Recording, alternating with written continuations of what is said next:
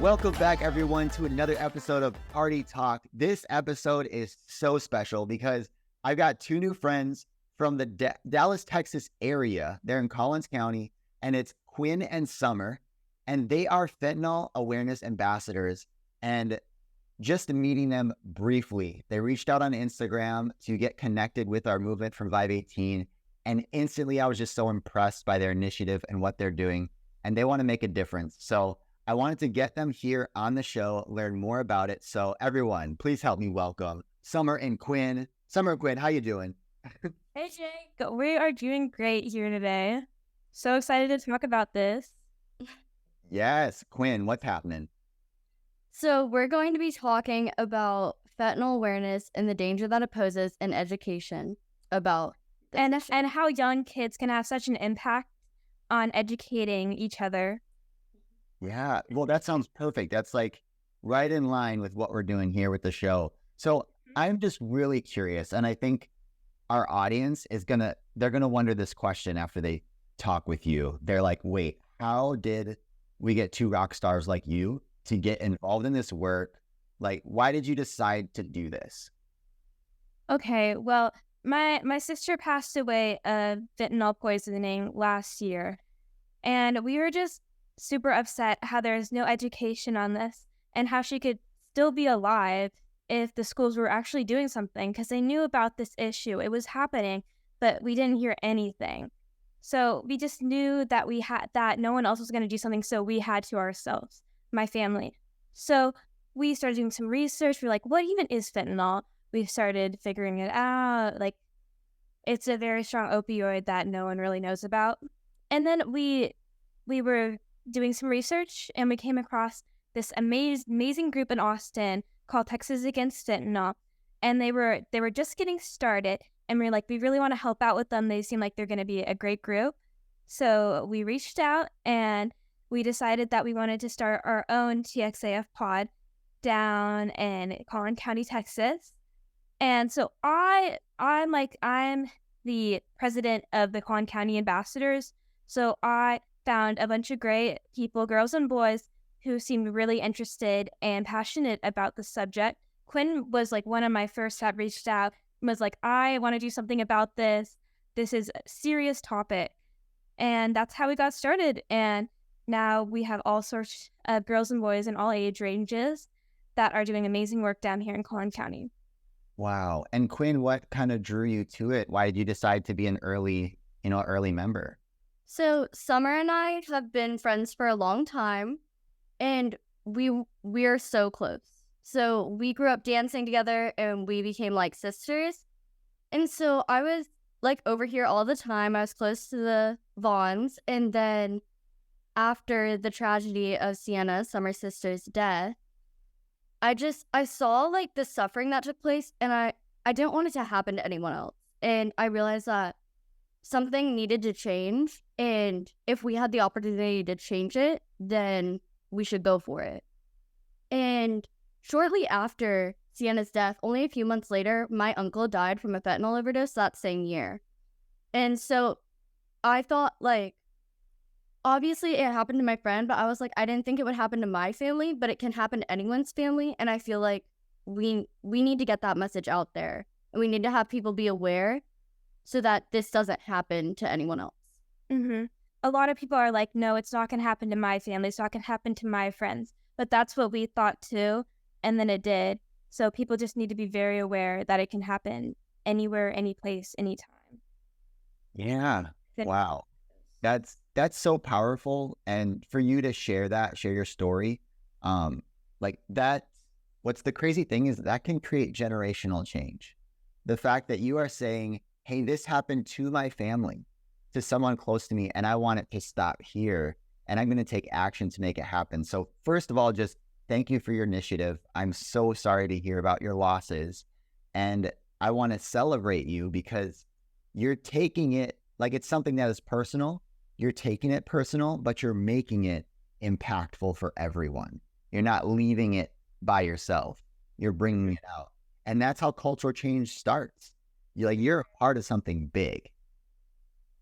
I do want to ask you the next question, which is like, if we could we can wave a magic wand over your club and its impact, right? You're like, okay, I wish my club would, or I wish this movement would, and you wave this magic wand. What would you want to happen because of your work or because of your club? I would want our group, I would want, I would just want kids to understand the impact of this and and learn how to say no. And I just want every student at every school to put out this education and not have any say about it. It should almost be like a credit you have to get in high school to get this fentanyl education. Like, it should be part of your health credit. And there should be a unit on it. It's very important. And that would be like the dream, to have this be like a mandatory lesson in every school. Ooh, I love that idea. We do always say if we can save one life, then that's enough. Mm-hmm. So just for one life, and like in the main scheme of saying multiple lives and multiple relationships and multiple family dynamics to be saved from the horrors of this drug, like that is why we do it. Yeah. Wow. So I love what you said about saving lives and about the idea of, this should be in the schools, like in the process of a student going from beginning to graduation. This fentanyl awareness should be in there and would be helpful to be as early as possible, right? So then we can reach people before accidents can happen. I'm curious, as far as the things that you're doing right now, what kind of projects are you going for? Which ones have worked, and where have you felt some roadblocks? Let's start with one thing that's kind of like a celebration. What's something that's worked so far? So we've got invited to talk at multiple community events, and I feel those are very empowering to the students that come, because we went to one church group where it's called the Young Men's Service League, and it's a bunch of young men who are very sweet people who just very mature guys, but they're also in our schools, and they wanted to spread this with their friends, and I felt that was very impactful. And then one of the ambassadors is doing her Gold Award project on this, and she did an event, and a lot of great kids came to that. And I feel the kids that come to these community events actually want to help and want to spread the awareness and want to learn. And I feel like those are going to be the kids that are going to help us get this information out there, and also just to educate the other people that come to the events that don't know what this is. And I feel like the community events have been our strongest education point. Definitely. Okay. Very cool. Yeah, that sounds amazing. You're doing outreach through sharing your story, through educating. Let's talk about a little deeper about that before we go into a challenge.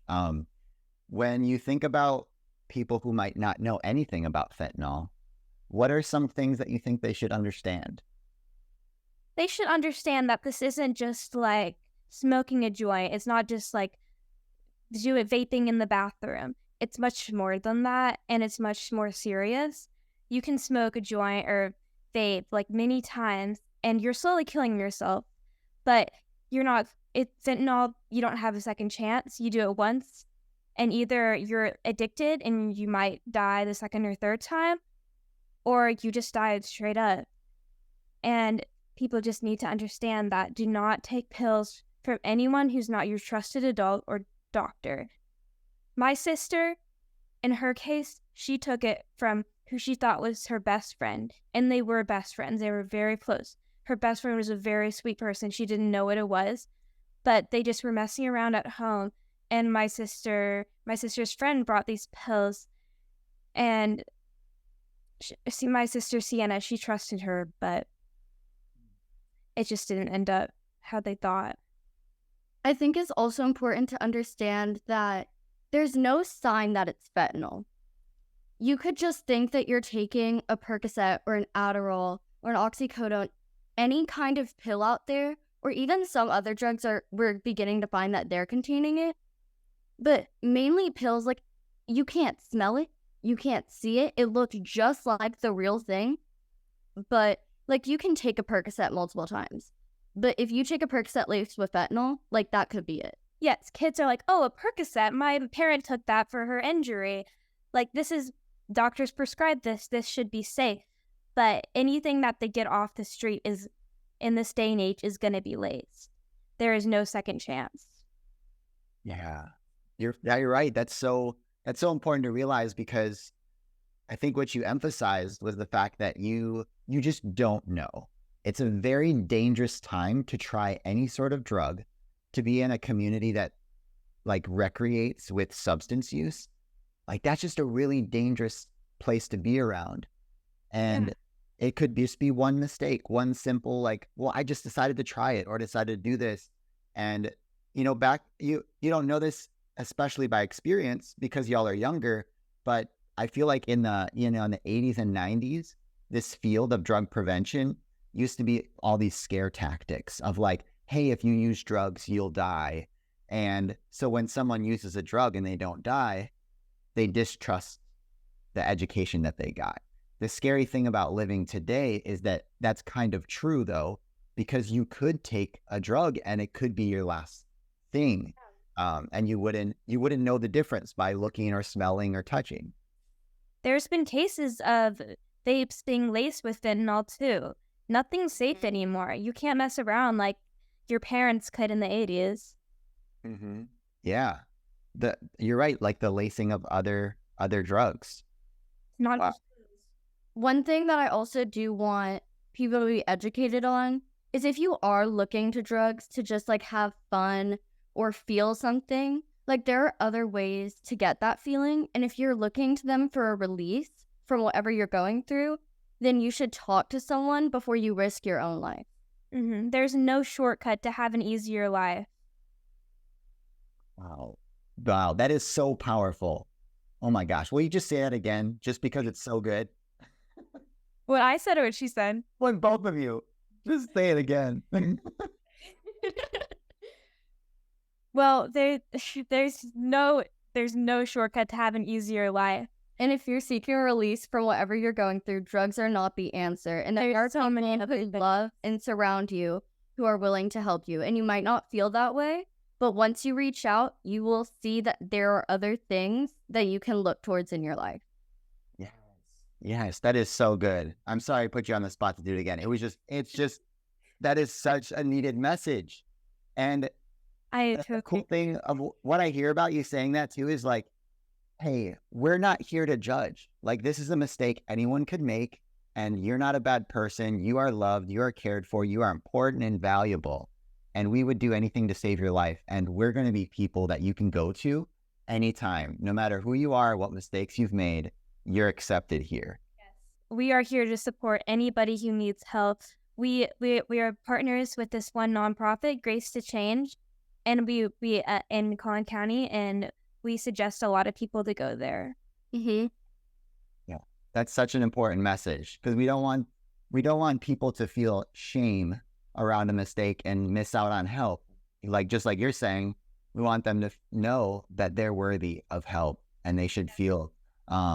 Hopefully, we can't make them feel that way, but we will do everything in our power to make them know that they're loved, accepted, and worthy of help. That's so good. There's always a misconception that the kids that are just popping these pills and having accidental overdoses are druggies, but usually they're not. Usually they're just good kids trying to get through the school year, trying to pass their midterms, just trying to get some relief in the hard life that they have to live within the school system and all these mental problems that are coming out now. So they're not druggies. They're just trying to get through the society that we have built now. Yeah. And I think of, actually, I'm sure one thing I just looked up. So in 2022, there were 73,654 people who died from a fentanyl overdose in the U.S. alone. 73,654. Yeah, it's crazy. Wow. That number has only grown as we go into 2023. We're seeing cases pop up all over the country. And I feel like it's such a important and impactful issue because, like, I had heard about fentanyl, But I had never known the severity until it was really the girl down the street who is being affected from it, the girl next door. And it can be anyone. Like, with how many fentanyl overdoses are taking place, especially this year, and we're only seeing an increase, like, it needs to be out there, and the information needs to be known so that people can get help before it's too late. Yeah. And I want to talk about something we briefly touched on before the call. But so we mentioned that this could happen to anyone, that it could be a one and done experience. And It is. yeah, exactly. It's such a large population that you don't get to learn from the mistake. And what's really sad is that addiction is a disease, right? But it's a preventable disease. So we can do as much as we can in our power to have resiliency skills, to develop good friend groups and positive coping skills. All that stuff can really, really help. Hopefully, like, just not have that risk. And like, that is number one priority, right? Like, hey, you don't have to use this. And then you have, though, the things where you had mentioned, if you don't pass away, if you don't die from fentanyl poisoning, what else could happen? Y'all had mentioned a term. I definitely want to talk about it a little bit. After one case of overdosing on fentanyl, you're addicted. There is basically no cure to it. There have been barely any cases where people have gotten over it. My sister's friend, she didn't die, but she's addicted and she's still struggling from it. She's almost passing away every week at this point. She's been in many facilities and nothing's helped. Wow. It's such a strong drug. Like, it is a synthetic opioid. It is made to be addictive, and it is a drug that is made to kill. Once you take it one time, if you don't die, it is called accidental addiction, where you didn't mean to get addicted to fentanyl. But now that you are, and a lot of people can't find what they're addicted to, and so they just go on searching and looking for what it is. And then when they find that fentanyl, they just keep taking it and taking it and taking stronger doses, and there's no stop to it. And most medical professionals haven't really found a way to deal with that yet. And all we can do is try to surround those people and try to help them as much as we can. Yeah. And there's, so I was at the Las Vegas, the DEA, Drug Enforcement Administration. I was at their summit as a keynote speaker.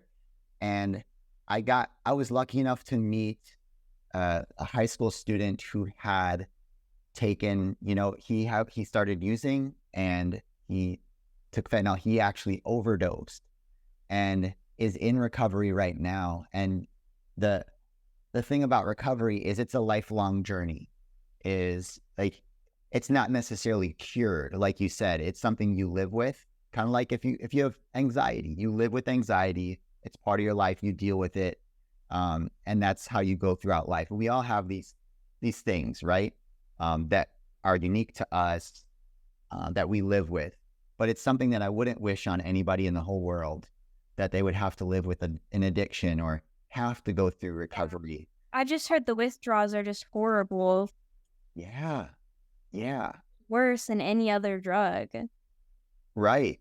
Well, just to talk about all drug use in general, is I have heard wild things about fentanyl, which seems like out of all the drugs, this is the scariest to me.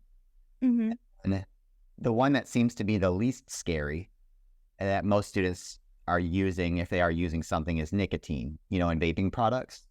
And the wild thing about nicotine withdrawals too is they're actually pretty wild too. If you stop using nicotine, it puts your body through havoc. Like, it's so wild. They liken nicotine withdrawals very similarly to heroin withdrawals, which isn't like wild to me. Yeah, that's crazy because they're so far off on the spectrum. Right. Okay, let's talk a little bit about this. What are some, you're doing great work. What are some challenges that you are facing as you go and try to spread awareness and make a difference? What are some challenges you're facing right now? Well, we believe the number one way to stop these overdoses is to spread awareness in the schools, at assemblies and presentations.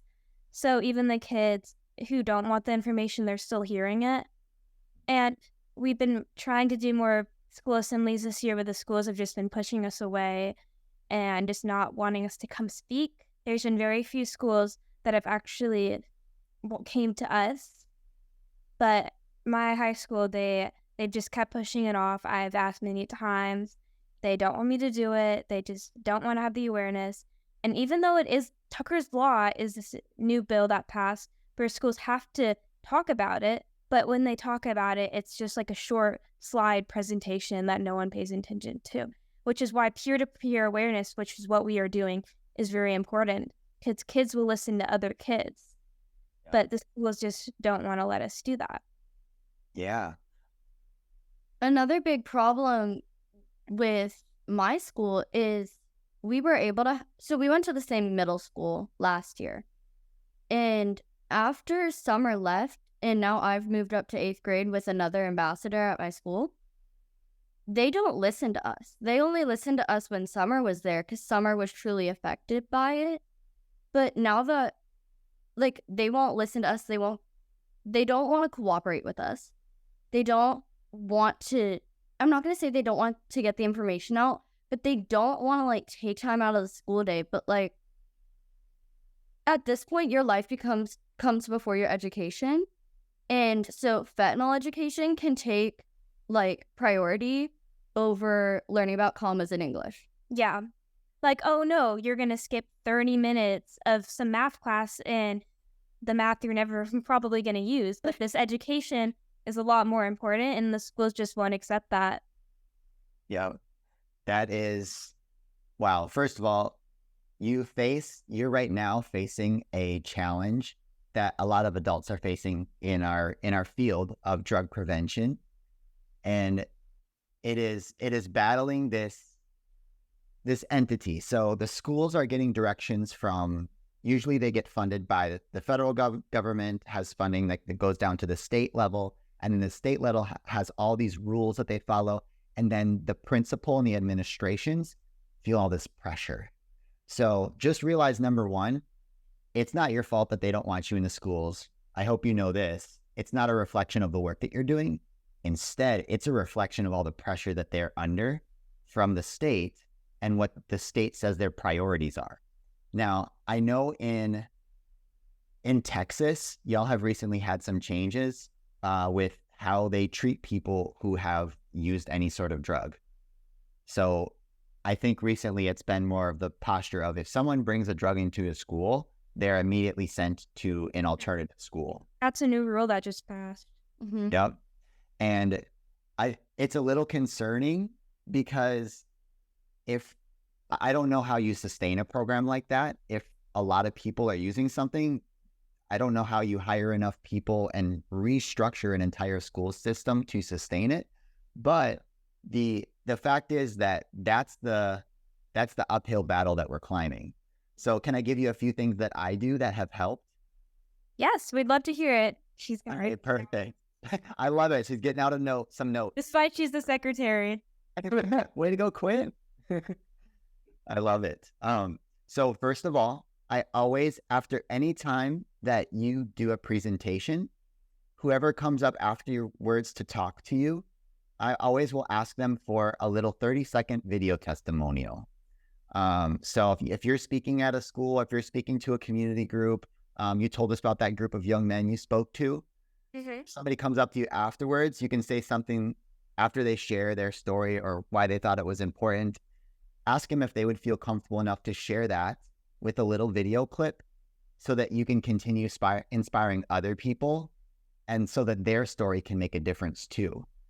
Because the worry that you're battling this idea that you're coming in as a risk. They've never had you at their school before, so they're risking what you might say and they're risking losing of the class time. And we'll talk about that too in a little bit.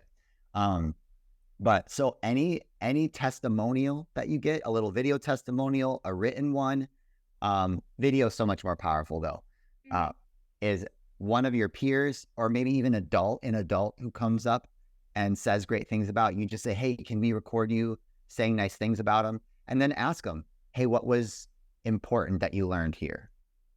Why is it important for people to share this message? And then would you recommend us to visit other places? Like, who else should hear this message and why? That way, you don't have to sell yourself anymore. All these other people are selling you for you. And I say the word selling loosely, like you're convincing them that you're worth their time to go in and educate people. So you got to do some legwork with that. So that's area number one. Oh, go ahead. I was just going to say that's a really good idea. Good, I'm glad. And you can use it, right on your phone. Really simple. The second thing that can help with this school dynamic is finding out what their priorities are. So if you're contacting, actually, I'm curious. So when you reach out to a school, who are you trying to contact? We are usually contacting the counselor who seems the most passionate, and then they bring it to the principal because principals are usually harder to get to talk to. Okay, very good. At the high school level, principals are always busy. Like, they're never around. But since me and some of the other ambassadors are still operating in the middle school level, it's easier to get into our principals and to talk to them. But they're just like, okay, I hear you. I understand you. Like, we can do something. And then they don't do anything. So it's like. Okay. No, this is good to hear. That's very good to hear. So there's two strategies that we can use.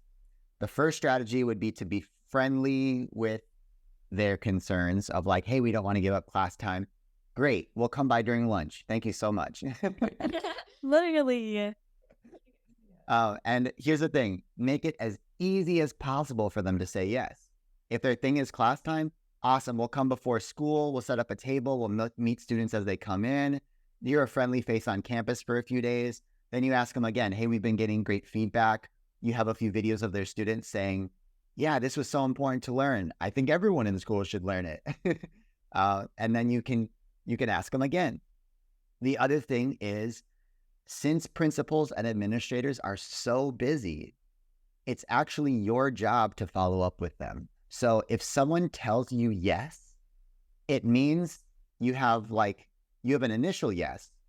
Now your job is to contact them again to say, hey, when are we doing this? What's a good date for you? And make it easy. So you might just need to pop in after school one day to, remind them what they said they would do. And I did this a lot when I started my movement with these, sober parties, drug-free parties, is when we get sponsors, I'd have to remind the manager. Do you remember, like you said, you'd give us 40 pizzas for our next event? It's coming up on Saturday. I'll send you a reminder on Friday, and then we'll stop by again on this day. And that way you need their contact information to send those reminders. So just make sure that you're making it super easy for them, and you'll find a lot more success. Any thoughts or questions about that one? That sounds good too. So consistency. Mm-hmm. Yep. And feel, I know it's for the adults too, they're going to be taken aback because y'all are actually, how old are y'all? I am almost 15. And I'm 13 and I'll be turning 14 next month. Yeah, but some of our ambassadors are 18 and 17 and 16. So we got a lot of ages. That is incredible. I love it. Y'all are doing amazing stuff at such a young age. This is really, really cool. The third strategy would be, because you know how for each school, you have to meet a new counselor. Yeah. Mm-hmm. So do you know about the school district? Are you familiar with like a school district office? Yes. My mom's a principal. I met our district's main person. The superintendent. And she seemed like a great person. That is awesome. Okay, so here's how things work. If an employee for the school district gets news from someone who is above them, per se, like whoever in charge of all the principals tells them, hey, there's this amazing group with these awesome student leaders. You need to seriously consider having them at your school, or we're scheduling them for this week, trying to get them in every school. That's very powerful. And that would be the dream. Yes, that would be a dream. That would be the dream. So since you know that person, does this person know what you're trying to do, and do they know your challenge of getting into the schools yet? I don't think she does. I briefly met her at an event, but I could probably communicate with her farther. Let me do this. So, so in our district, we have the superintendent, and then we kind of have like a vice superintendent, and then there are 2 people who oversee clusters of principals. So like this person has half the principals and this person has half the principals. So my mom is good friends with both of them, and one of them is great. One of them is actually a mom at our dance studio. Oh, really? Yeah. She's like, are you serious? How did you tell me this? And so we have been talking about reaching out to them, but that has just never been something that we've put into motion. I love those. We can talk about it at our next meeting, and I can talk to my mom about it to get more traction for that. That is so good. Okay. I love this. I love the aha moment that just happened here, where you're like, wait, you know that? It's right in front of you. That is a good idea. That's so good. Okay, so then your job, next steps, and I would love to hear how it goes too. Send me a DM on Instagram again. Keep me updated. Yeah, I'd love to cheer you on. And if you have any questions, send me one of those voice notes or something, or we can hop on another call. But for sure. the question to ask is to tell them your challenge and to say, who do I need to talk to in order to get involved with all the schools, or something like that. Even ask them to ask, what are the challenges we might face in doing this? Because they know the school system inside and out. So they might have a strategy that's way better than one that I just gave you too. But the main thing is they'll know that you're a problem solver. They're not going to think, oh, well, you know what? These girls in this club, like, they just want to make my job harder. They're going to think, no, they're trying to make my job easier, and they're saving lives. Why wouldn't I put them in front of everyone? Like, this is amazing. So that's what you want to happen. Another problem that we've run into is when we are doing those school assemblies, there are always kids who don't want to listen. There are always kids who want to tune out, who don't pay attention. And so we have been talking very deeply about trying to make things more interactive and more like hands-on, so that retaining that information is easier. Because it's like, oh, do you remember when this happened? That's what that taught us. Like, in that way, it would stick in the brain better. Most kids are very visual learners, so we try to put at least one interactive activity into each presentation. Yes. Okay, I remember, and this is something we haven't talked about yet. So I was speaking in Plano, Texas for Red Ribbon Week, and I met one of your friends. Yeah, Yes.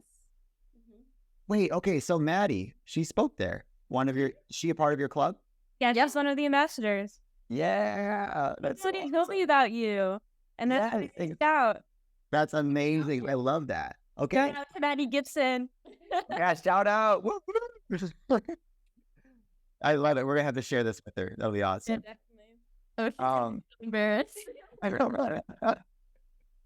So she had this game with these flip cards. Is that something that y'all use too, like to be interactive, or do you know about that game she played? Yes, that was actually one of our friends who was doing the Gold Award brought up that idea. So, and that we found that to be very very successful with the kids, and we try to make them uncomfortable, and that's kind of what the game does. Because when they're uncomfortable, they're gonna remember it. Yes. Okay. So basically, in that game, we had we'd hand like 6 kids these signs that would say Fentanyl 10, and like 7 of the slides the posters would have fentanyl on them, and like 2 would have like Percocet and like real pills. And then we'd have other kids come up and we'd read out like fake scenarios, and then we try to peer pressure them into picking like the fentanyl posters, and until they did, to show how peer pressure works. And you found that super effective. Yeah. So, like, also the reason that it is 10 signs and 6 contain fentanyl is to represent the statistic that 6 in every 10 pills will contain it. And so it that also are found on the off the street. And so it also makes that like stick in, like, oh, it's so many. Statistic. Like, I didn't think, like, even when I was peer pressured into it, I was like, oh, I'll just pick the Percocet one. And then they would pick the fentanyl one, and they're like, oh, whoops. Wow. So the signs would be like turned around so they wouldn't know which ones are each. So yeah, but we try to them. Yeah, I thought that was so clever. I loved it. I think the students enjoyed it too because they love to see their friends on stage with you. They're like, oh, that's my friend up there. You know, they've got a poster. And then they flip over the sign and they're like, oh my gosh. Like in this scenario, they had the one with fentanyl or they didn't or what it was. So they're more in tune to pay attention. I will give you a few things that I've learned from doing speaking engagements that could be helpful is the opening part of your presentation. Oftentimes, what I do, oh gosh, we could talk for hours about this. So I'm trying to pick which things to tell you. The first part of the presentation is like establishing credibility with the audience and why they should care. And so oftentimes, depending on your topic, like this is a very serious topic. So you can set the tone of whether this is going to be really serious, or you can set the tone that we're going to have fun. This matters. This is good information, but we're going to have fun right now. And you get to choose which one you want. If it's fun, I would have you do something that's almost, it doesn't have anything to do with the topic yet. The whole experience is designed just to like create a fun atmosphere so that it's easier for them to pay attention for the rest of the time. And so they start off trusting you and enjoying the presentation, because here's what goes on. And this is from my training, so correct me if I'm wrong. In a high schooler's mind, right, or a middle schooler's mind, they get in the gym or the assembly or the theater, and they think, great, another one of these people that's going to tell me what to do and tell me how to live my life, and I got to sit through this boring lecture. Is that pretty correct? Yeah, not another bad ribbon presentation. We know that about how it's slowly killing us. All they're gonna say is, don't vape, say no, don't get bullied, say no to drugs. If you see bullying, be an upstander and be like, stop. No, because all they tell us in schools is just say no. Like, just say no. It's not that easy. It'll solve all your problems if you say the word no. Like, really? Oh. Oh my goodness. That's learning so much with these presentations. And that's why, like, kids need to be in there for us to, like, tell the schools, like, you can't just say no. And for us to tell other students, for us to tell other students, you can't just say no. Like, you can 100% say no, but it might not always work. Not everyone's as strong to say no. And when it doesn't work, here's what you should do. Yes, that's good. Oh my gosh. Okay, we just got on a side tangent and I want to follow it. What do you do? How do you teach people, instead of just saying no, I want to know, how do you say no? How do you have the confidence? What words do you say? Because, right, if you just be like, no, it's like, great. Now that person thinks you're a jerk and they're not going to invite you to do things. Okay, we like to tell kids to blame it on their parents. Like, no, my parents drug test me every week. I'm going to get grounded. I won't be able to hang out anymore. Or we tell them to blame it on their sport. No, my sport is going to drug test me. I'm going to get benched.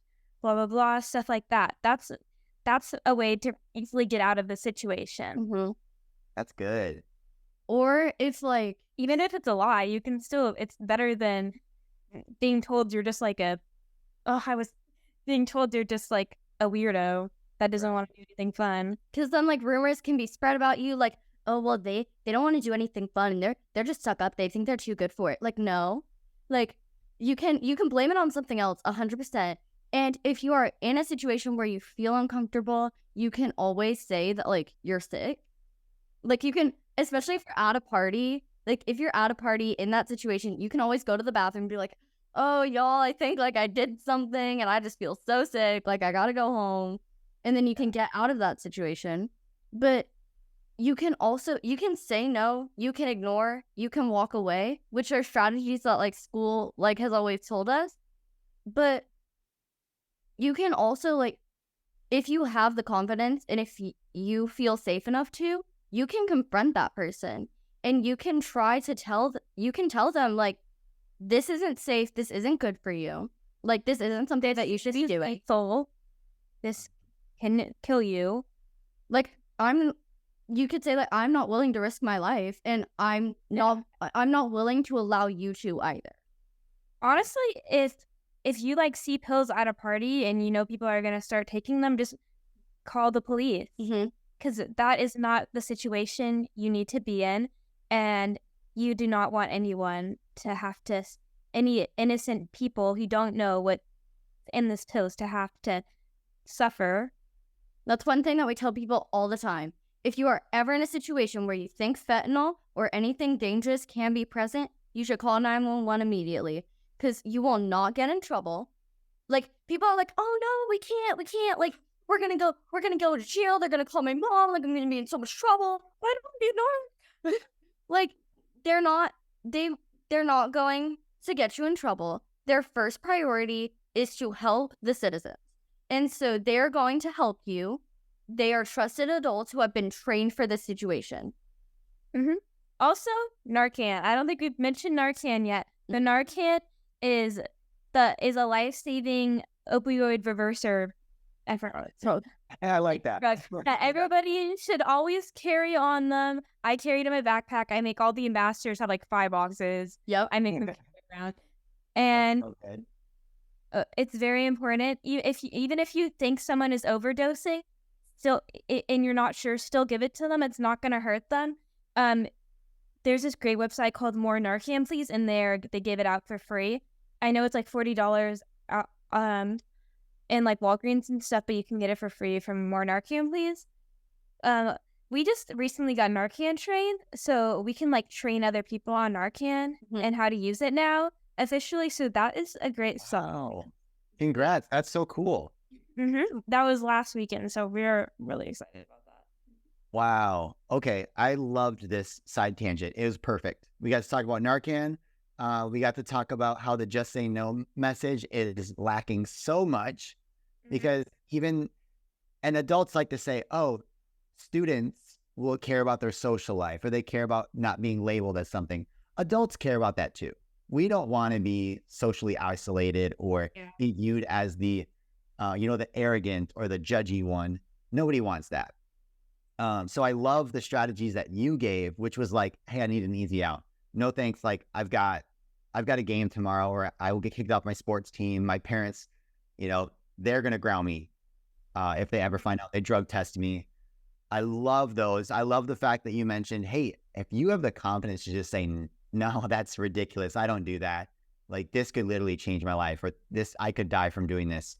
When I think about what's so crazy is you're having to deal with a situation that I didn't have to deal with until I got to college. But you're dealing with this scenarios or drugs are just being introduced at such a young age and they're accessible that you're learning these refusal skills that are really, really important. And you're already sharing them with other people, which is awesome. I love all the stuff you're teaching people. So I'm going to circle back to the presentation. You mentioned all the things that are going through their head on what they're expecting. Your job as soon as you take the microphone is to surprise them. Don't do anything that a typical red ribbon speaker would do or a typical drug prevention speaker would do. For me, like mine is super hype. I have a countdown. I've got loud music. I get the students high-fiving each other. I tell a few jokes, and then I play the drums. And it sounds like totally off topic, but I make a theme out of it. And Summer, you had said there's no shortcut to like dealing with life or coping or some at the beginning of the presentation. And I love that because that's the same exact message that I use is instead of taking shortcuts, develop skill sets. So if you take a shortcut to cope with stress by using a drug, I say this, a shortcut could potentially cut your life short. But a skill set is something that stays with you. It makes you better. So if you learn how to cope with stress, if you learn how to cope with anxiety, you can do it for the rest of your life and you're not dependent on anyone or anything else besides you. And that makes you better. That's a skill set. So drumming is my coping skill. I can go when I'm stressed, when I'm happy, if I want to make friends, I go to the drums. So I bring in a theme into my presentation that it goes in the beginning and the end of the presentation. And those are going to be the most memorable like hooks where the audience is going to say, wow, this is fun. I'm tuned in. I'm listening. Now in the middle, when you're doing all the content, you're sharing information and it's really difficult for people to hear because they are going to feel uncomfortable when you tell them the facts about fentanyl and how it could be found in other drugs because the people that are using are going to feel defensive. They're going to feel like, dang, she's talking about me. And that makes me uncomfortable. So here's their defense mechanism is they're going to turn to their friend and they're going to make a joke. Yeah. They're going to seem like they're being disrespectful to you, but it's really a personal, like little insecurity that's being activated because we're pushing their buttons and we're challenging them. So I want you to just remember that when you get to that meaty part where you're like, this is the stuff they need to hear, expect a little bit of pushback from the audience, expect them to, get that way. And then you can bring them back by changing modes. So you do something serious and maybe it's a mode of like a game or a video or something like that. And they're going to get squirmy. Boom. Then you switch modes and you're doing something else. Maybe then it's story time or it's an activity or it's something else. And you have a chance to get them back. Do you have any videos like your whole full assemblies? Because we'd love to watch one of those. Yeah, I do. Yeah, I can send you a YouTube video that I have of the whole thing. You can pick it apart. Definitely take some of those ideas. Yeah, that is awesome. I love it. Hey, use anything that I use, and if you have questions about it, just ask. That sounds awesome. Okay, this has been the best talking to you. I loved it. So let's end with this. How can us out there support you in what you're doing? What do y'all need? Well, I mean, if you want to start your own ambassador group in your own county, then you can reach out to me and I will give you all the starter information on that. My email is slvaugghn9@gmail.com and slvaugghn9@gmail.com in other words. And we have all this like starter stuff to help you because we really want to expand to other districts. But if you're not sure you want to start a whole ambassador group thing, then easy things you can do is just repost our post. We do TXAF repost a bunch of like fentanyl awareness stuff, and so does our Instagram. TAF_ambassador is our Instagram. I think he was going to mention it too. And you can repost things like that. And also, just carry around a box of Narcan, tell people what it is. We also have these bracelets that we like to hand out to people, and it has like Santa's story, like one pill can kill on them.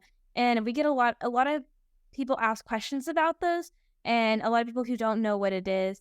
And we find that's an effective way to share about fentanyl. And those are some easy things that you can do. And just talking about it in your friend groups and in your social groups, just anything like that, any small things are always impactful.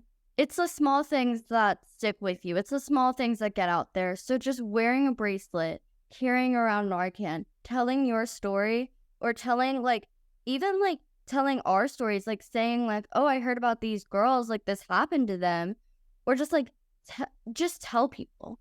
Honestly, spread the word and make flyers, hang them up in your schools. If you're passionate about something like this, or if you've been affected by something like this, we would love for you to reach out to us, and we would love to talk to anyone who is willing to work with us Also, if you've already been doing some fentanyl education stuff, we'd love to hear from you. We want to get some more outreach and see what other people are doing as well. That sounds awesome. Okay, so you heard it. You have, like, Summer and Quinn, do we have permission to do this? You're our friends now. So if you need an out, hey, I have a friend who lost someone close. I have a friend who lost her sister to this. I'm not about to use, like, Summer and Quinn are your friends if you're listening to this. And listen, if you're an adult listening to this, share this episode with a student. If you have someone who might want to get involved in prevention work and saving lives, share this episode. Maybe it will light a fire under them, because I can tell you just from spending an hour with these two students, they're incredible. Like, they're going places, they're learning things and becoming leaders really, really fast. And if you haven't already been invited to, like, different conferences and things like that, you will be. Maybe even just by the people listening to this, this podcast. Right? So what will happen is you're doing the peer-to-peer education, and there's a lot more that goes into prevention. There's different like laws and policies that can be created to help make your community more structured and safe. There are different strategies that go into making a whole environment and community work, more safe, basically, and to build protective factors is what is called in our field, giving more people reasons not to use drugs. And you're playing a very big part in it. So I will stay in touch with you. If I hear of any opportunities like around your area where they're going to a conference, I'm going to send them your name. And For sure. Of course.